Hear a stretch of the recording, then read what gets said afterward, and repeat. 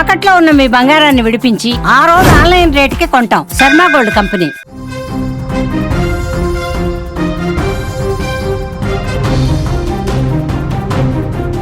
ఏపీలో వాతావరణం ఒక్కసారిగా మారిపోయింది. ఆకాశం కారు మబ్బులతో కమ్మేసింది. దీంతో రాబోయే 3 గంటల్లో రాష్ట్ర వ్యాప్తంగా భారీ నుంచి అతి భారీ వర్షాలు కురిసే ఛాన్స్ ఉందని వాతావరణ శాఖ హెచ్చరించింది. దీంతో పాటు పలు ప్రాంతాల్లో పిడుగులతో కూడిన వర్షాలు కురుస్తాయని సూచించింది. ముఖ్యంగా అల్లూరి సీతారామరాజు, పోలవరం జిల్లాల్లో వర్ష ప్రభావం ఎక్కువగా ఉండనుందని ఆయా జిల్లాల యంత్రాంగం ఇప్పటికే అప్రమత్తమైంది. వర్షంతో పాటు గంటకు 40 నుండి 60 కిలోమీటర్ల వేగంతో బలమైన ఈదురుగాలులు వీచే అవకాశం ఉందని అధికారులు అంచనా వేస్తున్నారు. పిడుగులు పడే ప్రమాదం ఉన్నందున చెట్ల కింద, విద్యుత్ స్తంభాల సమీపంలో ఉండవద్దని హెచ్చరిస్తున్నారు. ముఖ్యంగా బహిరంగ ప్రదేశాల్లో ఉన్నవారు సురక్షిత ప్రాంతాలకు వెళ్లాలని, పొలాల్లో పనిచేసే రైతులు మరియు పశువుల కాపర్లు తగిన జాగ్రత్తలు తీసుకోవాలని వాతావరణ శాఖ స్పష్టం చేసింది. ప్రస్తుత వాతావరణ పరిస్థితుల దృష్ట్యా ప్రజలు వీలైనంత వరకు ఇళ్లలోనే ఉండాలని అధికారులు కోరుతున్నారు.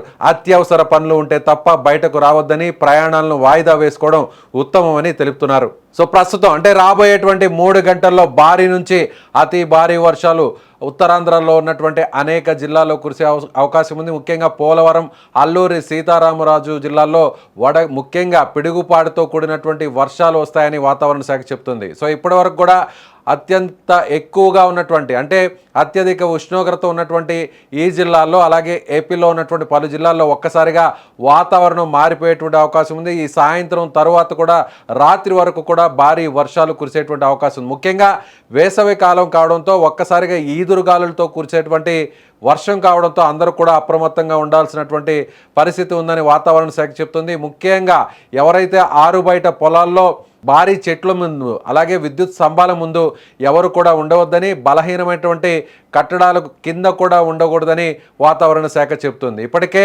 ఉక్కపోతతో, ఎండ వేడిమితో అల్లాడిపోతున్నటువంటి ఏపీ వాసులకు ఇదొక చల్లని కబురైనప్పటికీ కూడా కొంత అప్రమత్తంగా ఉండాలి. అదేవిధంగా ఎవరు కూడా బయట చెట్ల కింద ఉండకూడదు అనేది వాతావరణ శాఖ అధికారులు చెప్తున్నారు. ముఖ్యంగా మీ ప్రాంతంలో ఒక్కసారిగా వాతావరణం మారిపోయి మేఘావృతం అయితే మాత్రం ఖచ్చితంగా సురక్షిత ప్రాంతానికి లేదా ఇళ్లలోకి చేరుకోవాలి. సాధ్యమైనంత త్వరగా ఇళ్లలోకి చేరుకోవాలని వాతావరణ శాఖ సూచిస్తోంది.